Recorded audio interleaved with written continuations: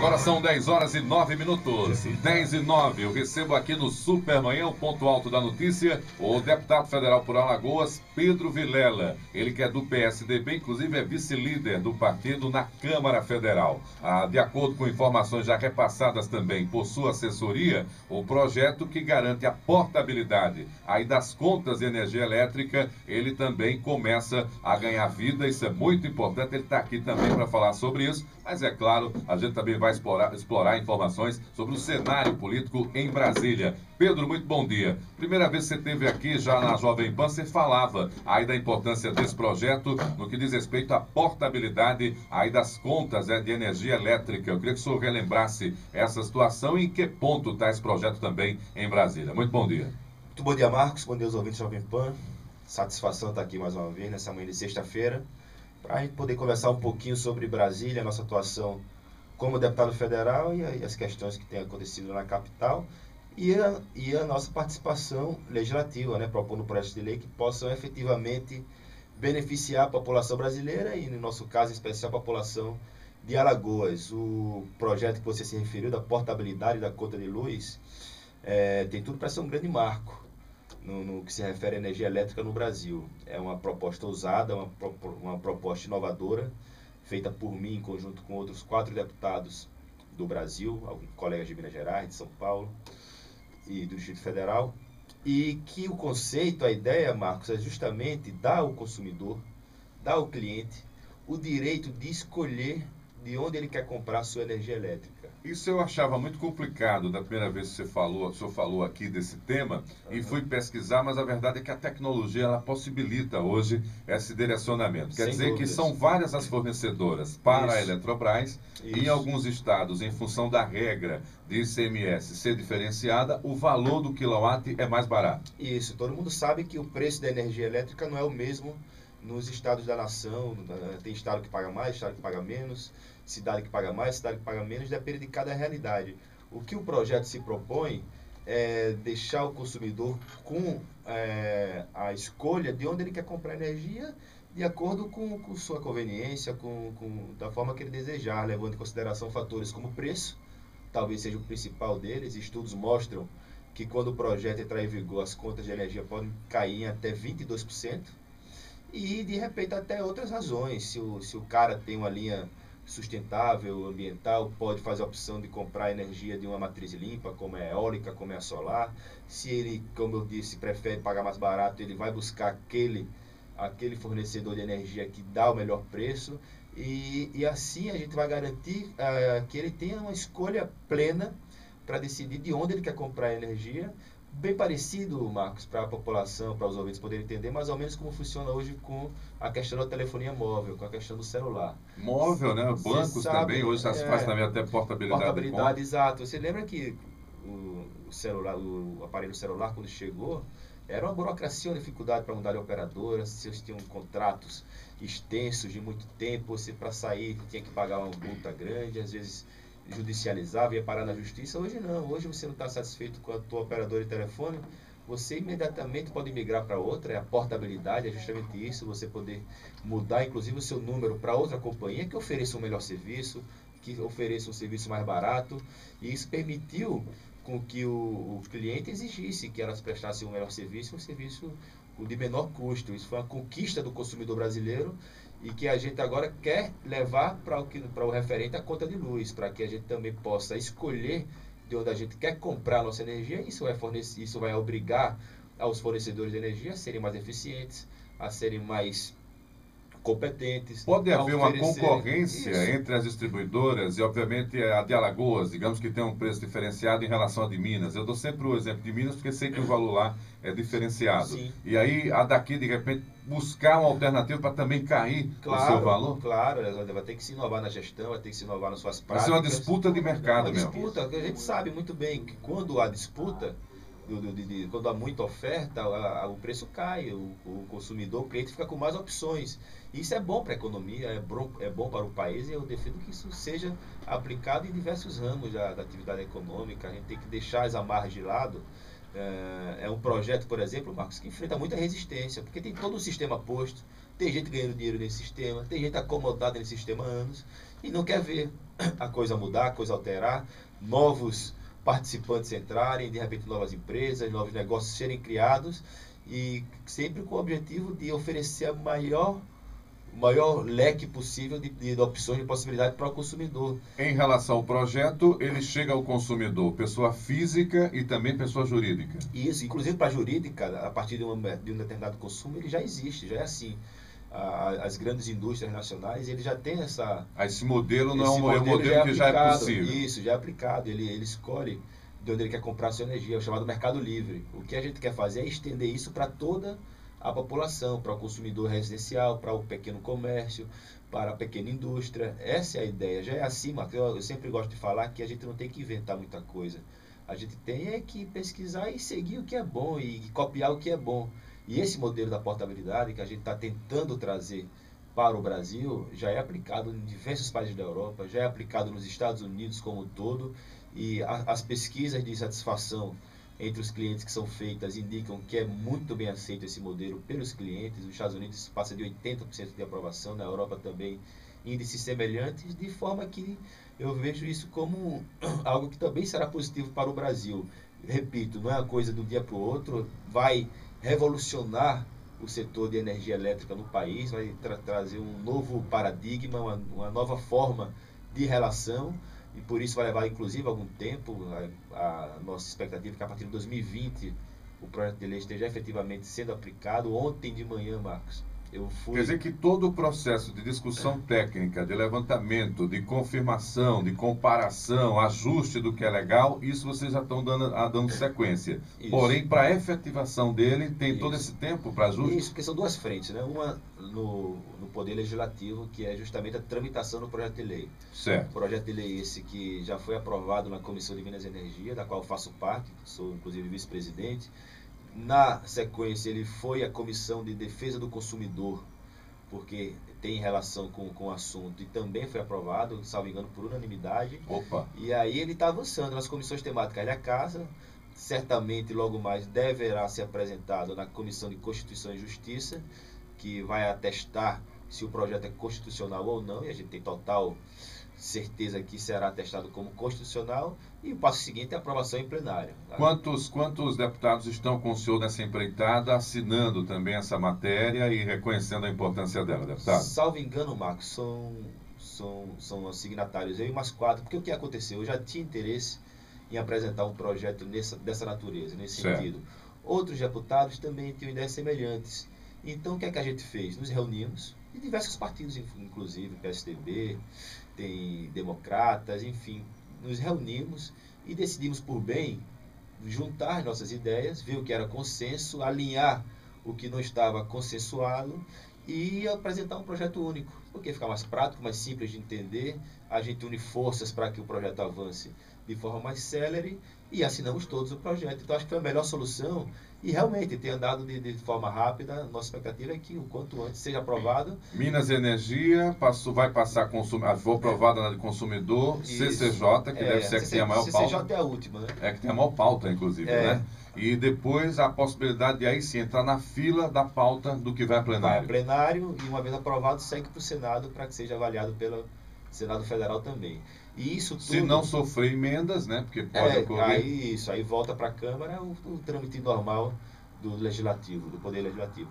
A ANEEL tem acompanhado o caso. A ANEEL é a Agência Nacional de Energia Elétrica, é a agência que é responsável por regular o setor de energia elétrica no país. Ontem de manhã, por exemplo, eu fui acompanhado do presidente da Comissão de Minas e Energia, Rodrigo de Castro, e mais alguns deputados membros.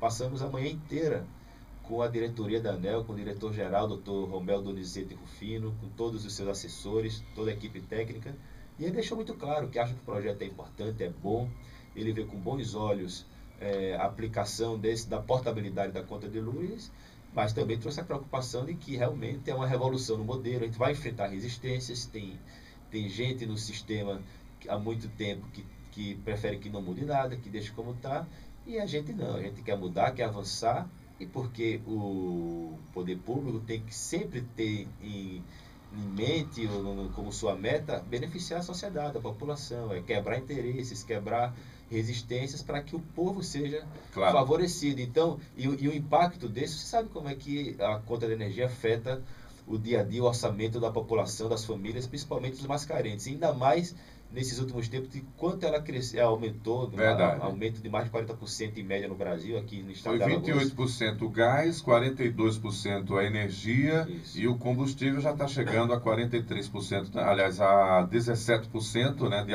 aumento direto do governo, mas ainda tem os que acontecem nos estados. Aqui em Alagoas, por exemplo, a partir do próximo ano, a gasolina terá um acréscimo de 2%, o álcool menos 2%, a expectativa é que se ajude, inclusive, a indústria sucroenergética, né? A indústria energética aqui em Alagoas. Deputado Pedro Vilela, o senhor é do PSDB e obviamente está no olho do furacão também, acompanhando todos esses embates aí que envolve o governo federal. A gente, quando teve uma oportunidade de conversar quase 2 meses atrás, a expectativa de superávit do governo já deixou de ser uma realidade. O déficit esse ano pode chegar a 100 bilhões também, mais uma vez. Como é que isso está circulando lá em Brasília em relação também à situação política da própria presidente Dilma, que não consegue muito articular a sua própria base parlamentar, deputado? Repercute muito mal, né, Marcos? Você tem acompanhado aqui todo o desenrolar dessa crise política e econômica que se arrasta já há vários meses, para não dizer o ano inteiro. Desde o começo do ano que a gente se depara com crise atrás de crise, e é uma crise que alimenta a outra. A crise política alimenta a econômica a política, porque devido às escolhas erradas e irresponsáveis da presidente Dilma na condução da economia brasileira, ela hoje amarga índices de popularidade muito baixos, abaixo da casa dos 10%. E isso a impede de articular minimamente sua base para aprovar o ajuste fiscal que ela se propõe, que poderia ajudar na economia. Ajuste esse que, inclusive, eu tenho sérias críticas. Eu acho que não é a melhor forma a que está sendo feita, aumentando impostos. Agora o economista que está tocando essa possibilidade de ajuste, o Joaquim Levy, ele não é do PT. Ele tem críticas, sofre críticas, inclusive, do próprio PT. Ele é sabotado pelo próprio partido. Pelo PT, né? É verdade. Que é o partido da presidente. Mas ele, inclusive, ele já havia declarado, e os jornalistas sempre ali em cima, que votou em Aécio. Ele compreende que a economia precisa desse ajuste. Claro, ele não é o criador do problema, veio para tentar solucionar, mas por que esse caminho é tão difícil lá no Congresso? Passa pela questão da CPMF, é isso, deputado? Não, é o mais grave a CPMF é um ingrediente, mas o principal problema é a total incapacidade hoje do governo federal e da presidente Dilma, para ser mais claro, de conduzir qualquer processo de recuperação do país. Você sabe que num processo de resgate e de recuperação, a coisa mais importante que um líder precisa ter é credibilidade. Ele tem que passar confiança, ele tem que passar a verdade. No momento, esse é o maior problema. É o maior problema, porque a presidente Dilma perdeu toda a credibilidade no momento em que ela mentiu tanto à nação, em que ela trouxe tantos dados falsos, conduziu a economia de forma tão irresponsável. Estamos falando da maior crise econômica no país em mais de 100 anos. O Brasil, pela primeira vez, vai enfrentar 2 anos seguidos de recessão econômica. A inflação, né, pode chegar a 2 dígitos. A inflação galopando, o desemprego já roça a casa dos 10%, no caso dos mais jovens chega quase a 20%.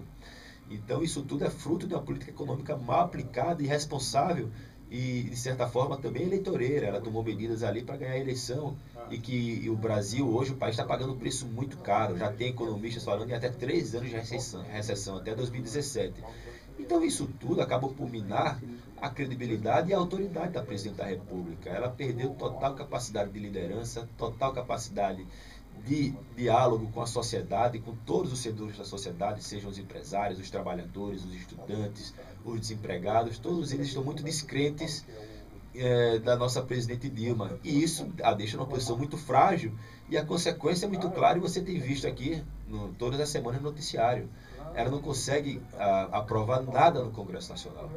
A oposição, a qual eu faço parte, não tem voto para barrar qualquer projeto de lei no Congresso Nacional, na Câmara, somos 100 deputados no meio de 500. Então isso é matemática. Sozinhos a gente não conseguiria barrar nada.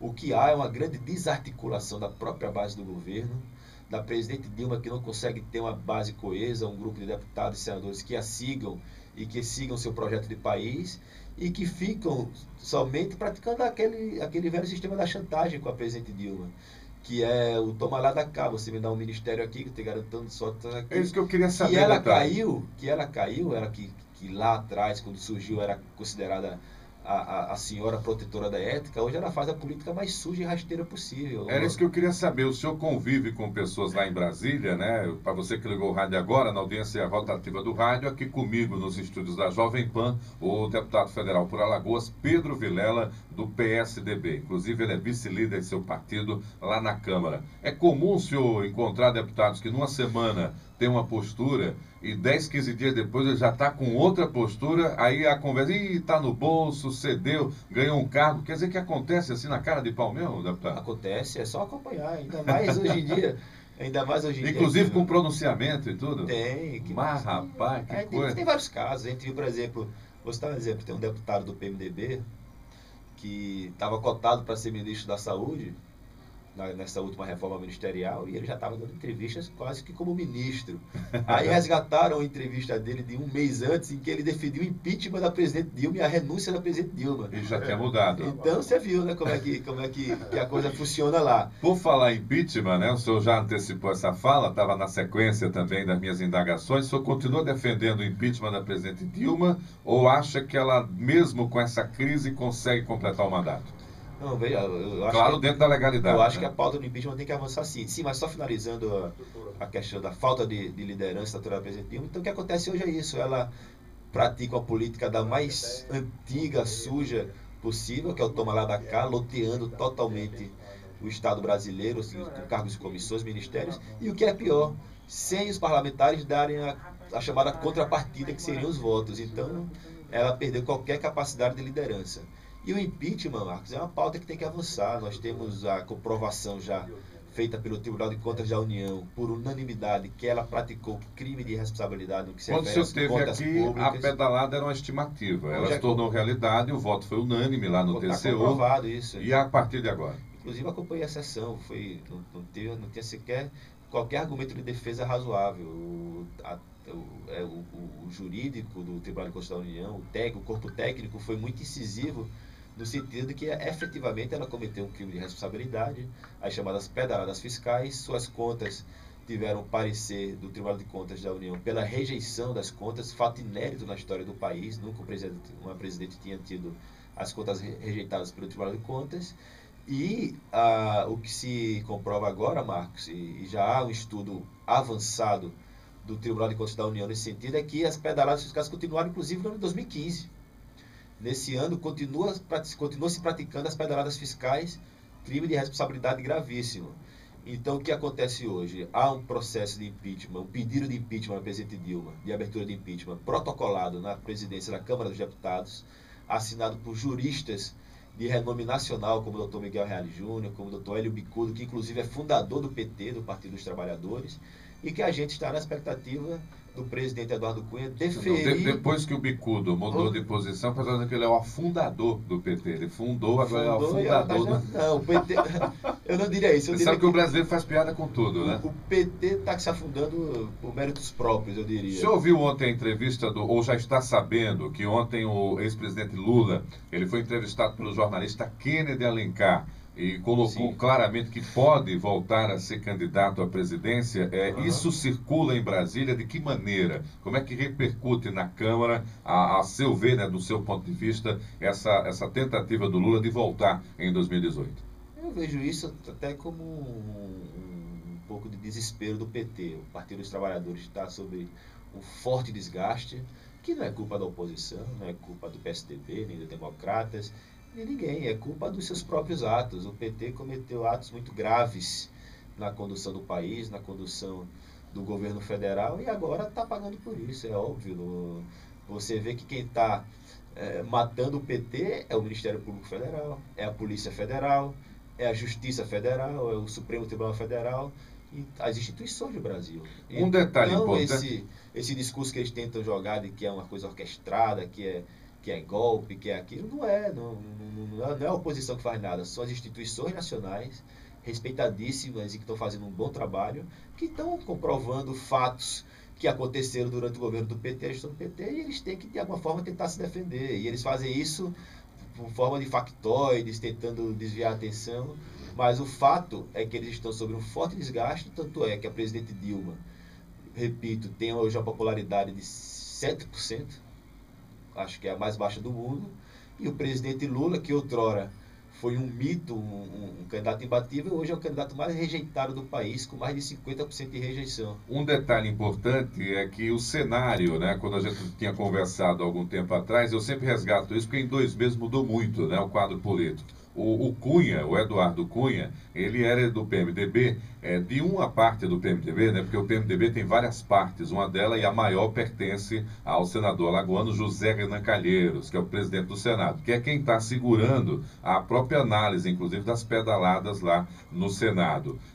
O Eduardo Cunha, ele tinha uma postura que era da independência, mas muito próximo do que era os interesses da oposição na Câmara, que poderia encarar e assumir a responsabilidade da abertura de um processo de impeachment contra a presidente. Nesse intervalo, avançou contra ele a denúncia da Operação Lava Jato, o STF permitiu a interatividade com informações direto da Suíça e até onde se sabe, se confirmou que o deputado tem contas lá na Suíça e agora é ele quem pode ser caçado lá na Câmara. Como é que está o clima?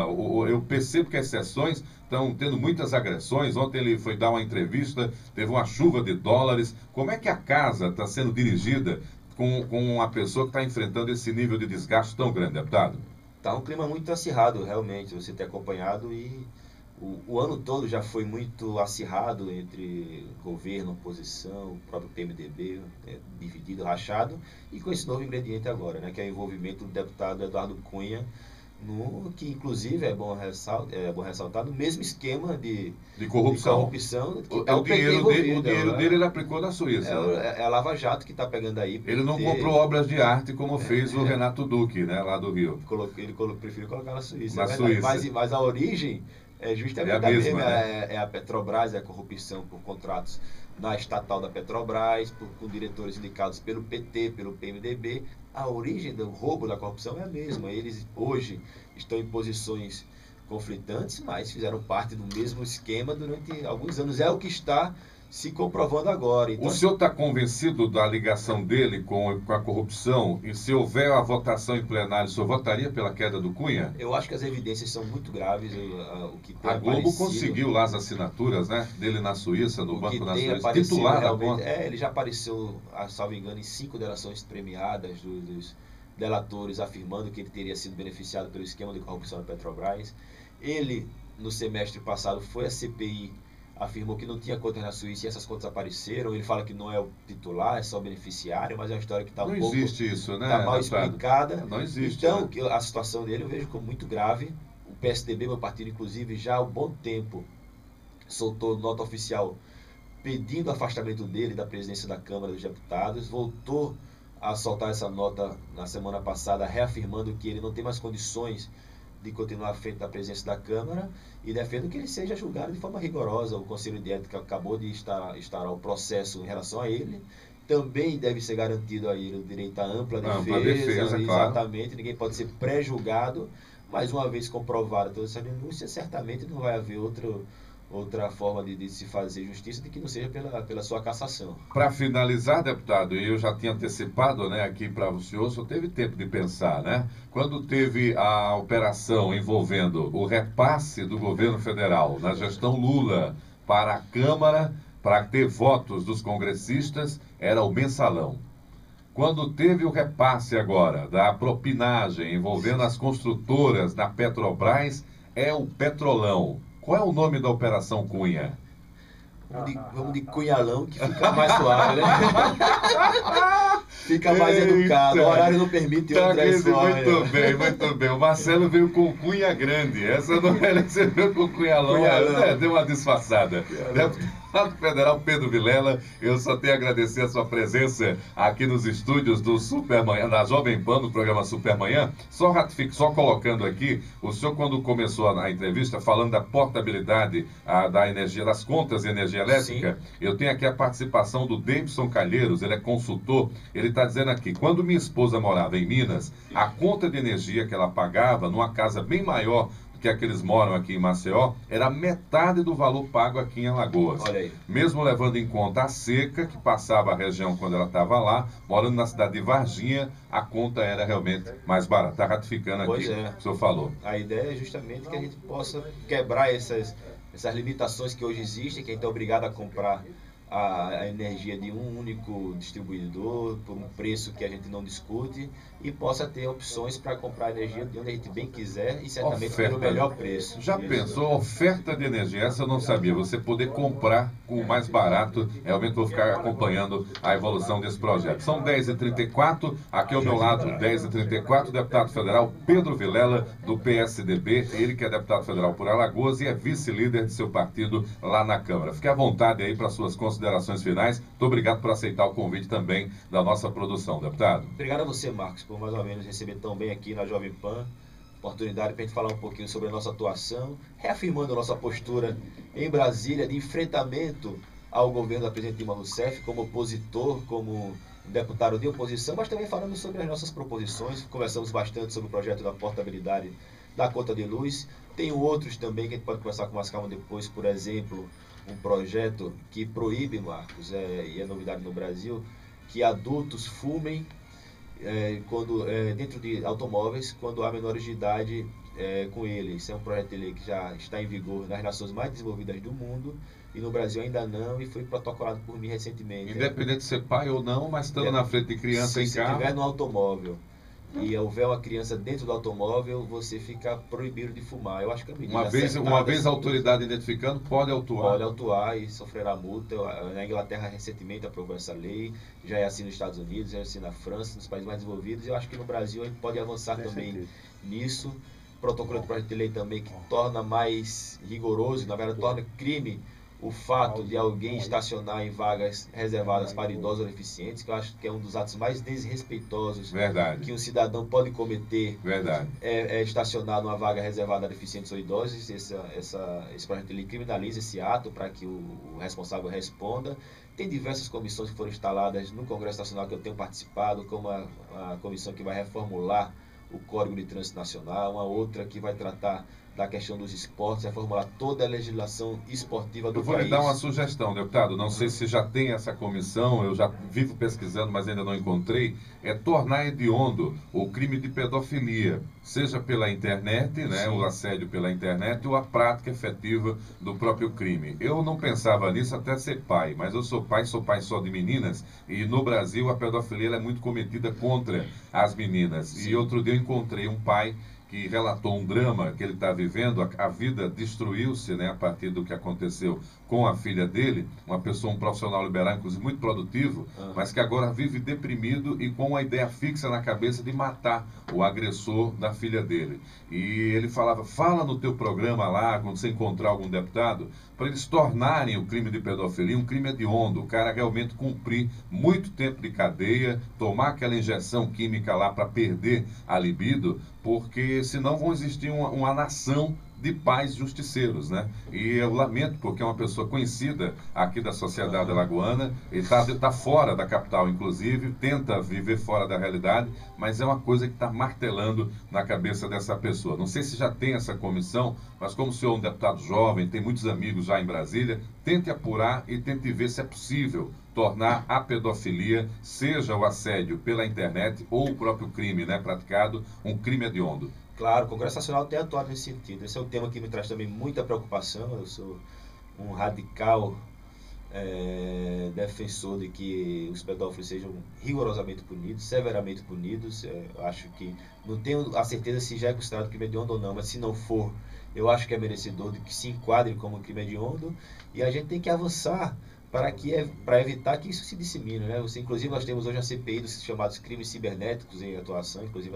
a deputada Mariana Carvalho é do meu partido, do PSDB, minha amiga, e eu tenho acompanhado essa CPI, e um dos temas mais recorrentes é justamente esse, a chamada Dark Web, é o que acontece no submundo da internet, com pedofilia das mais asquerosas acontecendo, e a gente tem que efetivamente achar uma forma de barrar que isso aconteça e punir de forma muito rigorosa os culpados, os pedófilos no caso. A gente está bastante atento a esse assunto, não tenha dúvida. Muito bem, obrigado então a presença do deputado federal Pedro Vilela, do PSDB, deputado eleito por Alagoas, ele que é vice-presidente, aliás, é vice-líder do partido também na Câmara Federal. São 10 horas e 38 minutos, 10h38, eu vou para as ruas da cidade, de onde o Marcelo Rocha já me aciona. É com você.